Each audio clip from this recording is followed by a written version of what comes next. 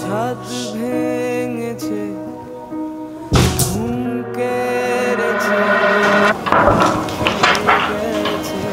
কি গো এত বিধ্বস্ত ভাবে আসলে? কি হয়েছে তোমার? না জল খাও। চাকরিটা বাঁচানো গেল না।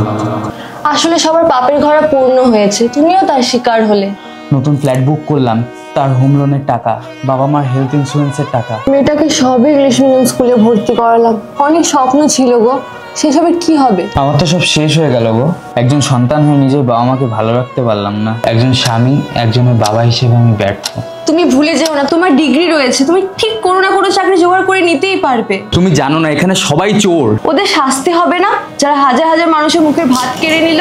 না, তাদের কখনো শাস্তি হয় না। তুমি চিন্তা করো না তো, আমি আছি, বাবা মা আছে, সবাই একসাথে ঠিক কিছু না কিছু করেই নেব। তুমি এখন একটু রেস্ট নাও। চাকরি বাতিলের নির্দেশের পর আত্মহত্যা করলেন শিক্ষিকা। আমি তো জানি না যে